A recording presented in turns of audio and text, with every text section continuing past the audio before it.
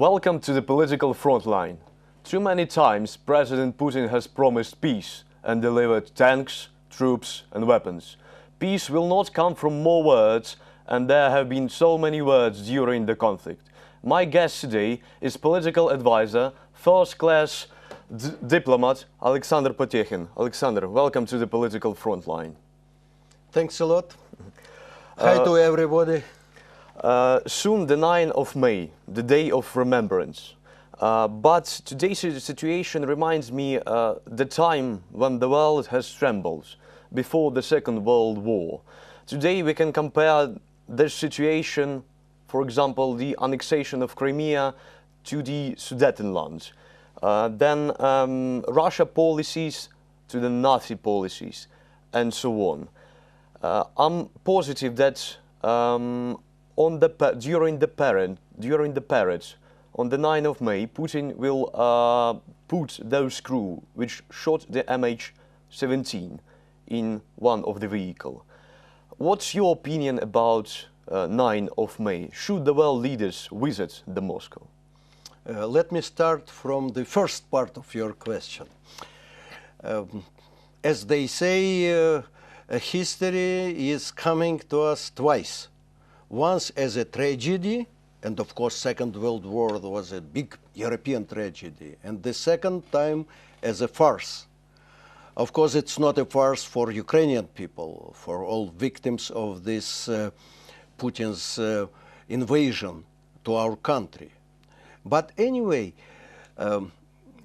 if we hear to Mr. Obama, we are not completely satisfied with Obama's position on this Putin's politics towards Ukraine. But Obama says that the main achievement of United States government is that they established international isolation to Putin due to his absolutely against every point of its international treaties of Russian Federation, actions which violates and undermines the basis of European security. Of course, this isolation is not to 100% isolation. So we are speaking about some leaders who will come to Moscow to celebrate the 9th of May as an anniversary of the victory. But Putin has no any rights, both political rights and moral rights, to be a monopolist of the heritage of this victory over German fascism, or Nazism, as we say. So today it looks for me that leaders who agrees to come to Moscow, they simply want to make very miserable politics and probably some advantages of the situation when Putin is partly really in the international isolation. But if you share European values, if you have any kind of respect to international law and international treaties, you may not stay behind Mr. Putin on mausoleum at that day. Okay. What behavior of the leaders of foreign states to this day, and especially for Putin as Russian leader? You know, still Western leaders try to sit at two chairs simultaneously. The one chair is, of course, we against Putin's aggression, he violates international law, we put sanctions on his regime. On the other, Russian Federation is a very important country. Because of economy? Not only because of economy, because of threat, of nuclear threat, which it represents to the world.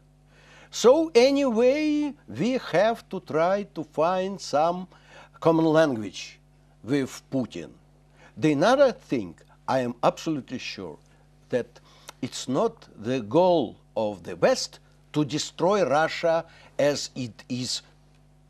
Because, for example, if we make some parallel with events of annihilation of Soviet Union, if Russia will be destroyed and several republics, several states will appear on the territory of Russia, world has to go there, because has to regulate, has to put down risks of this situation. Nobody wants to interfere in this possible scenario of Russian decline as a common state.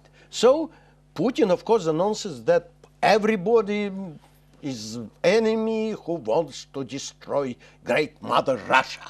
But in practice, the scenario was to avoid, probably even for any price, its destroyment of Russian Federation as a state. Ukraine cannot state de-escalation of the situation on Donbass, but in these circumstances, Ukraine offer just to withdraw all the weapons from Sherokino city. Do you believe that these actions can de-escalate the situation? No, of course. It's very small tactical problem.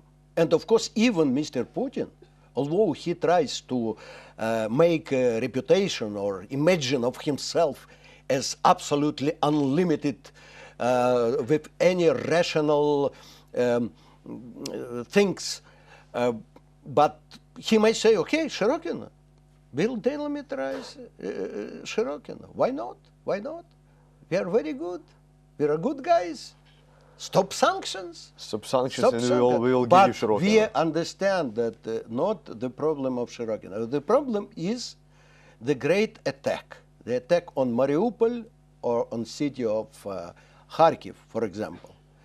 And I think still that even trying to be the beast on the international arena, Putin will avoid this full-scale attack, or not from this territory, but from the territory of Russian Federation, which is not limited to Oblast, Lugansk and Donetsk, because he cannot solve even any tactical problems of Russian international politics with these acts of aggression. I'm sure that reaction will be very strong from the opponents of Putin's invasion.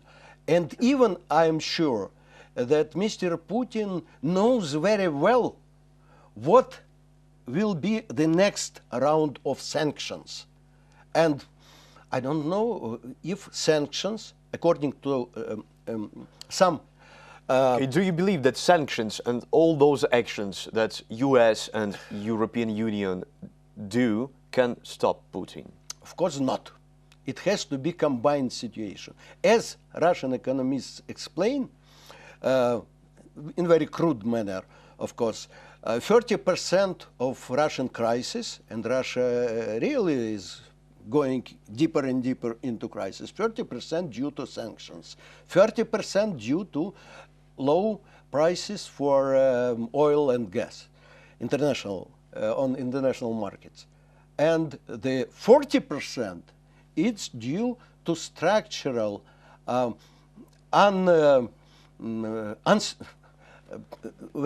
structurally very backward Russian economy.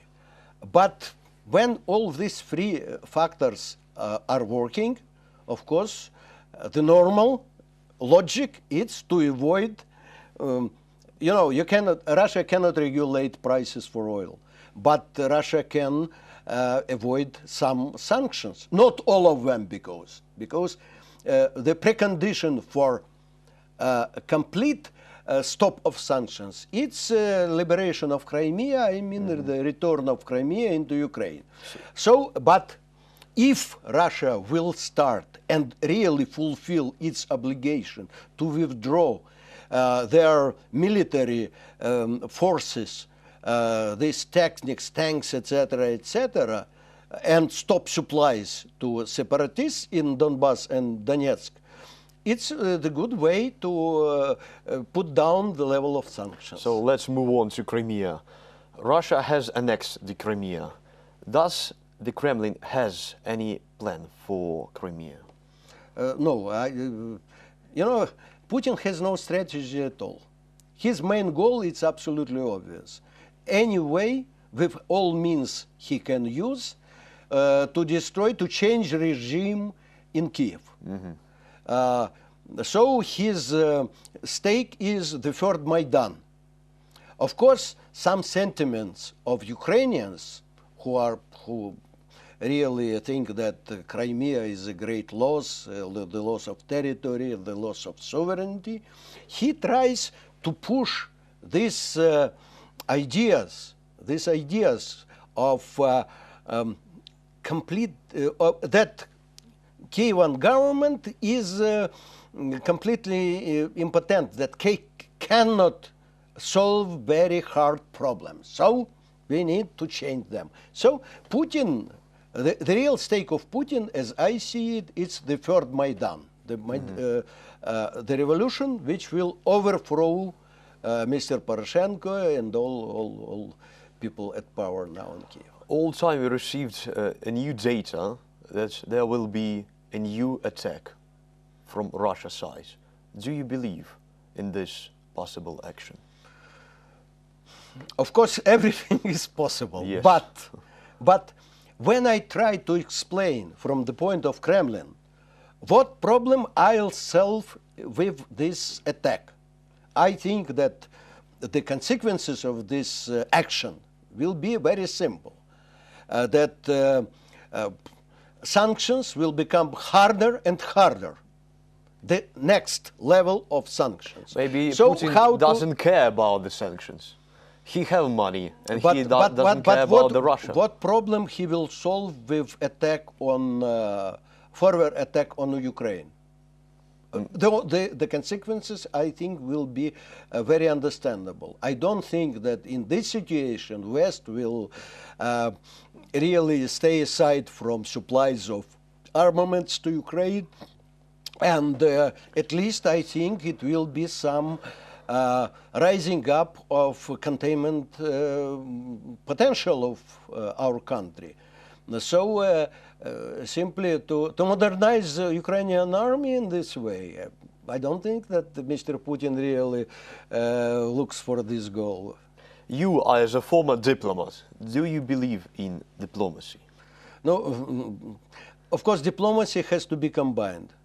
It has to be combined at least with very strong sanctions, with common approach of so-called West towards Russian Federation invasion, and of course it has to be combined with really strength of Ukrainian economy and Ukrainian army on the basis of this economy. So I think that West has not to hesitate to make more massive support to Ukrainian economy. You know, they try to play game. Okay, support in exchange for reforms. But believe me, reforms is not so quick as one moment. Even in Georgia, if we study the experience of reforms, some of them took 3-4 years. Alexander, about the reforms we will talk in the next step of our program. Good.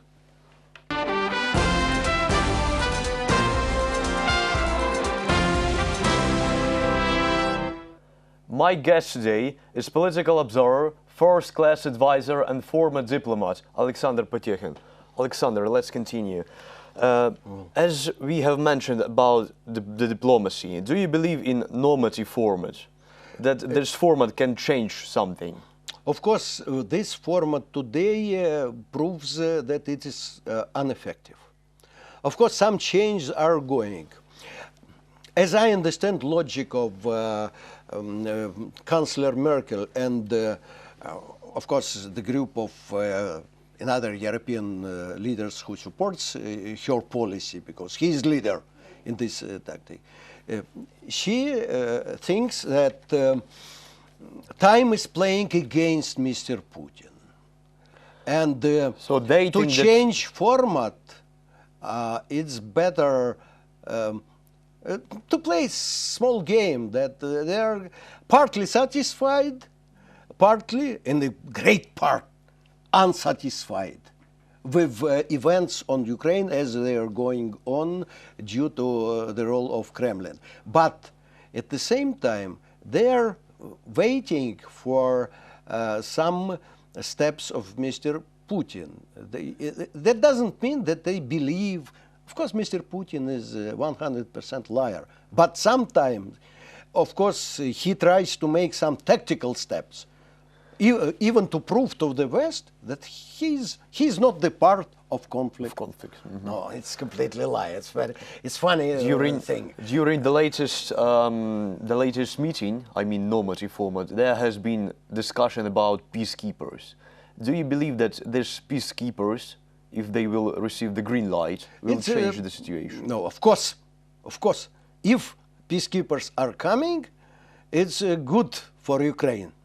But we have very big doubts that it's realistic. Of course, from time to time, we hear from our president, oh, we have some progress, But as me as observer, I cannot speak about some real progress in this direction. I mean, of coming of peacekeepers. And let me remind one very tragic event about peacekeepers in Georgia in conflict in August 2008. We didn't hear about the role of OSCE observers and peacekeepers, which were in Ossetia at that time. Nothing. It was a good reason for reformation of OSCE at that time. By the way, how can you assess the OSCE? Very weak. Very weak. Unfortunately, we have no another instrumental, something instrumental, really to control the processes on occupied territories. But OSCE itself, it's very weak organization, non-effective at all. I propose to change it, to reform it after Georgian war. Maybe it depends all from the chairman of the OSCE. No, it not depends. It depends on very weak. We will not discuss the region, but it's of course OSCE is a result of big compromise. But if you have compromise as a weapon, as a tool, as mean, it's not the best really tool to regulate the processes in as you have mentioned tools. Sanctions cannot stop the Putin. U.S. foreign policy cannot stop the Putin, and EU also. Then what tool should U.S., EU, and maybe Ukraine use to stop his politic? It depends of what Putin practically now is stopped as today. Of course, we are not satisfied. It's not stable situation. It may change every day in Sherokino, for example. But anyway, for Putin, the next step, logical step, is to say it's not civil war in Ukraine, as they try to explain that they are not the side of conflict in Donetsk and Lugansk Oblast. But of course, it's complete absurd. Everybody understands who is involved, who is in war. Who is the chief? But he may say, okay, some provocations from the Ukrainian side, and I decided to send my army here or anywhere. Let's wait for a reaction of. I think that inevitably the reaction will be very strong from the West. Ukraine receiving a very valuable support from US and EU. What should Ukraine ask more from US and EU? Maybe just to make our our steps more available, I mean, on the eastern of Ukraine? I think that simply today we need the first one, quick and very large-scale economic assistance. Quick. To hesitate in this direction, you know, it's the stake of Mr. Putin. He's waiting for social exposure in Ukraine because we know that standards of life in Ukraine is really declining today. Without some very long-term perspective for some improvement next year. We need massive Ukrainian help from EU and from United States. Even if you noticed Clinton, this candidate for the president of the United States, she said that I'm not satisfied with the scale of help, of assistance from the part of Washington to Kiev. But here she reflects the public opinion in United States, and it's very important. And we know the position of House of Representatives and U.S. Senate. Currently, Europe is not ready to strengthen the sanctions against Russia, despite the continuing provocation. What could Europe do more to help Ukraine? Just of course, some strict actions. I think that first, quickly and without any hesitation, to open the European perspective. I mean, perspective of membership of Ukraine in EU. You know, even for Putin, it's very important to say, no, we are not inclined to frozen this situation of Ukraine in between EU and Russian Federation. No, Ukraine is coming to us. We started this process, and of course, probably it's not so quick, so long process. The next one, of course, we need markets. We need markets. And the first and the main, we need foreign investment. I'm not speaking about assistance. Assistance, it's another thing. We need foreign investment. As Americans, they gave, it seems to me, from $1 to $2 billion of government guarantees to private investors. And we need 20, 40 billion of guarantees for foreign investors. And the last question, do you have your own recipe for resolving the conflicts? Of course, no. Nobody knows because, you know, we had some round table a few days ago, and everybody proposed their scenario, etc., etc. And after all this discussion, I said, nobody knows what will be the next step of Mr. Putin. So all our scenario, they are not realistic because his logic is he is unexpected. He is, yes, and he tries to prove that he is completely unexpected. So our time is over. My guest today is political observer, first-class diplomat Olexandr Potekhin. Thanks for being on Political Frontline. Thanks for having me.